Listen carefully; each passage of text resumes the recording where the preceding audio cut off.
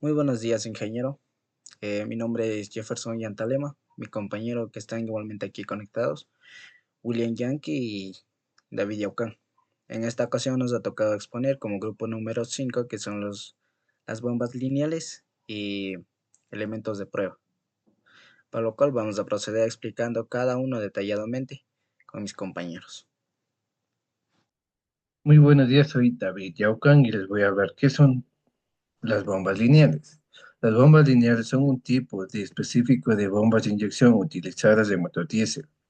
Su funcionamiento principal es suministrar la cantidad exacta de combustible a cada cilindro del motor en el momento preciso para la combustión.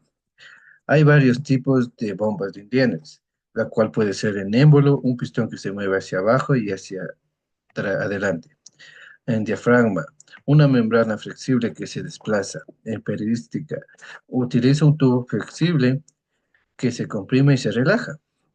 También hay en acción, según sus reaccionamientos, en mecánico, motor eléctrico o de combustión interna, neumático de aire comprimido y también hay hidráulico fluido que tiene que tener un fluido.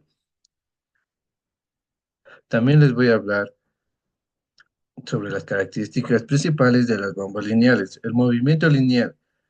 Las bombas lineales se caracterizan por sus movimientos alternativos y rectilíneos, lo que se traduce en un fluido suave y mínimas pulsaciones. También tecnología electromagnética, la fuerza que impulsa el pistón de una bomba lineal proveniente de un campo magnético generando una bobina. Esta tecnología permite el control más preciso del caudal y de la presión. Un diseño sencillo.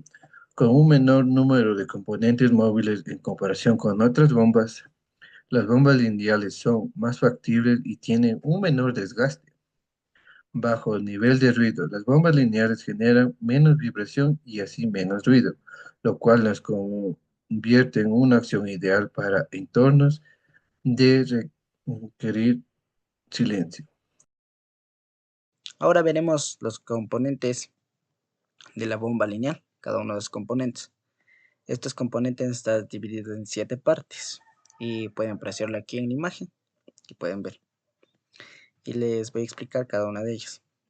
Como primer pieza tenemos que es la válvula y el racor. Eh, esta pieza es pequeñita como pueden ver y suele tener una forma cilíndrica con un resorte interno que se abre y se cierra también. Y el racor, al ladito de la válvula pequeña que está, es un conector metal roscado que permite la conexión firme entre tubos, pues. Esto, la válvula, primeramente, como función principal, este tiene un paso para el combustible hacia los inyectores, solo cuando se ha alcanzado la presión adecuada, o sea, evitando el retorno. Mientras que el racor conecta la bomba a las tuberías de combustible, está asegurando un paso seguro y sin fugas. Eso en la primera pieza. Ahora en la segunda pieza, que es el cilindro y el pistón. El cilindro es un tubo donde se mueve el pistón, como lo pueden ver, y el pistón es una pieza cilíndrica igualmente sólida que encaja dentro del cilindro y sube y baja para comprimir el combustible, obviamente. Como función, el pistón presiona el combustible dentro del cilindro, comprimiendo para alcanzar la presión necesaria para la inyección. O sea, este conjunto es clave en la creación de la presión dentro de la bomba. Ahora, la tercera pieza, que es la corona dentada, es un anillo metálico con dientes. Como lo pueden ver, es similar a un engranaje que encaja en los mecanismos dentro de la bomba. Este permite un ajuste preciso de la cantidad de combustible inyectado. O sea, la corona dentada regula el ángulo de rotación en este caso, lo que ajusta la posición del pistón en relación a lo que es el ciclo del motor, pues. Ahora la pieza 4, que es el resorte del pistón. Este es un muellecito con ese resorte. Como es un resorte, es una espiral de metal. Su función ayuda al pistón a regresar a su posición inicial después de cada ciclo de compresión, permitiendo que el pistón esté listo para la siguiente inyección. O sea, este en general ayuda a que el resorte, que hace el resorte una vez que se adjunta, se abre y ¡plac! Se abre una sola. En este caso, este ayudaba a regresar a su posición inicial. Eso sí, tener en cuenta que este va en cada ciclo de compresión. En cada ciclo de compresión regresa a su posición inicial. Ahora vamos a ver lo que es el eje de levas. Igualmente esto es una barra metálica con protuberancias o levas. Estas levas empujan el pistón en cada ciclo. Como función, las levas controlan el movimiento de los pistones para que presione el combustible en sincronía con el ciclo del motor, o sea, asegurando que el combustible se inyecte en el momento correcto. Eso. Ahora ve la otra pieza que se llama rodaje. Este igualmente son cojinetes o bujes de metal, pues, con material de antifricción que se colocan en puntos de clave de rotación y deslizamientos dentro de la bomba, que va dentro de la bomba. Esto facilita el movimiento suave y minimiza el desgaste del eje de levas y del pistón también, porque reducen la fricción entre las piezas móviles. En este caso, están reduciendo un mayor porcentaje en lo que es las fricciones. O sea, en general evita esto la fricción. Ahora veremos lo que es el rodillo, como pueden apreciar. El rodillo es un pequeño cilindro que están viendo por acá, que se coloca entre levas. Esto va colocado entre levas y el pistón. Esta estructura permite rodar sobre las levas para mover que el pistón sin fricción excesiva, o sea, para que no tenga mucha fricción. El rodillo como función principal transmite el movimiento del eje de levas al pistón, o sea, convirtiendo el movimiento de rotación en un desplazamiento lineal que permite la conversión de combustible, obviamente. Eh, Hablamos de cada uno. Estos son en total los 7 componentes de la bomba del lineal, diésel. O sea, en general, cada componente tiene una forma específica para su función, contribuyendo al movimiento controlado y sincronizado. O sea, es necesario para una inyección precisa y efectiva del combustible. Ahora procedemos a pasar al otro tema que va a explicar igualmente mi compañero. Tenemos a conocer los elementos que se evalúan. Como primer punto tenemos que la presión de inyección. Bueno, esto nos ayuda tanto a medir que sea una correcta inyección o también incluso a medir la pulverización adecuada que tiene el vehículo. De tal manera que nos ayuda a tener una combustión bastante eficiente y que el vehículo no pierda potencia en carretera, ya que en una buena combustión su correcto realizado de pruebas, esto nos puede dar incluso de 1600 bares, ya que esta es la correcta prueba para confirmar que así el sistema está funcionando correctamente. También tenemos como siguiente punto el avanzado en inyección. Eso nos ayuda a verificar que no existe ninguna anomalía o tal vez incluso evitar que la combustión sea muy ineficiente, ya que este vehículo puede llegar a perder su estabilidad durante su funcionamiento, de tal manera que el vehículo empieza a temblar o empieza a fallar. Incluso se puede decir que el tarea de un inyector está dañado, pero con esta prueba llegamos a entender que la combustión es bastante ineficiente. Como también punto tenemos que la calidad de inyección.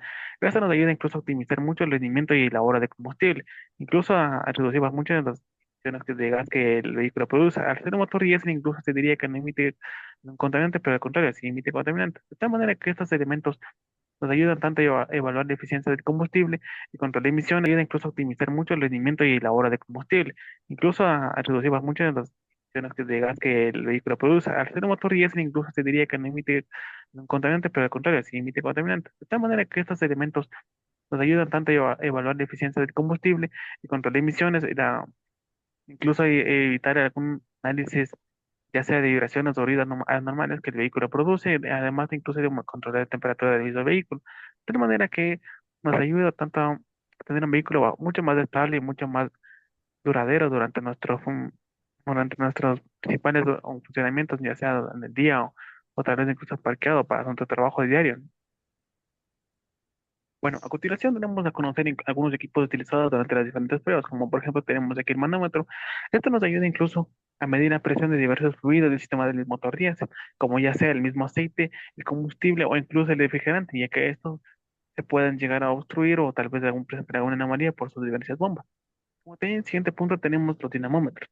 Estos dinamómetros nos ayudan a medir la potencia que entrega el motor durante su funcionamiento de la rueda, ya que esto incluso se puede verificar en qué estado se encuentra el motor.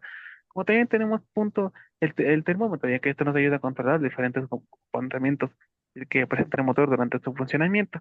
De tal manera que así evitamos un decalentamiento del mismo motor, de tal manera que incluso se puede medir y la temperatura ya sea del aceite, refrigerante, hasta incluso en vehículos más modernos tenemos que ya pueden medir la temperatura del mismo combustible para evitar algún tipo de sobreexplosión.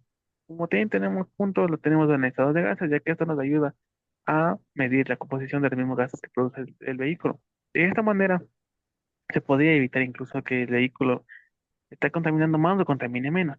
De esto para nuestro entorno es bastante beneficioso, ya que así debemos evitar más contaminación que existe ya en todo el medio ambiente, de tal manera en que incluso los vehículos, donde con estas pruebas se pueda llegar a tener un mejor rendimiento y además que cumpla su función de trabajo, ya que esto nos ayuda incluso a detectar anomalías presentes que en el vehículo a veces pasamos por alto. Entonces, de esta manera que con estos diferentes equipos y pruebas mencionadas anteriormente, se pueda tener un mejor conocimiento y además que el vehículo se pueda prevenir fallas posteriores que resulten muy graves o que ya no necesitan una reparación de por medio. También les voy a hablar sobre qué tipos de pruebas se realiza a las bombas lineales.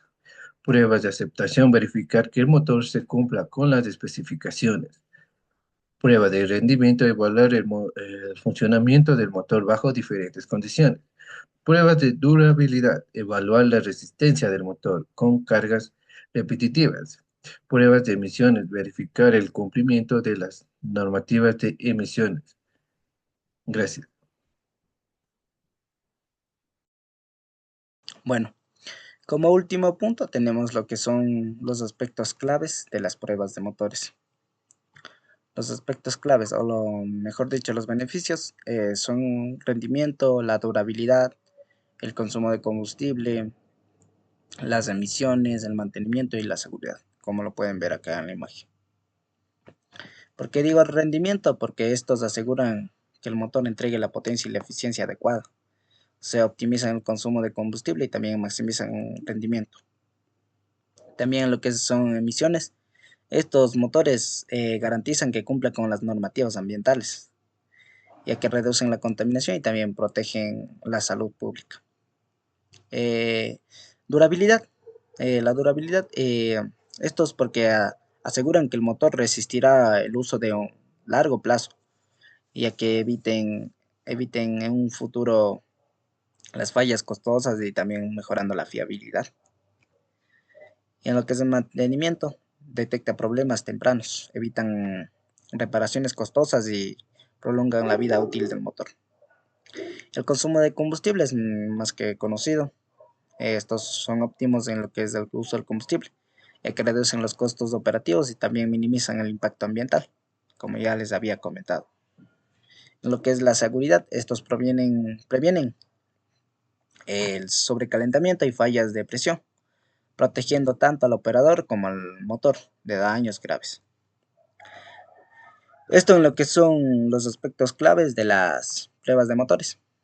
Espero que les haya gustado esta exposición. Muchas gracias.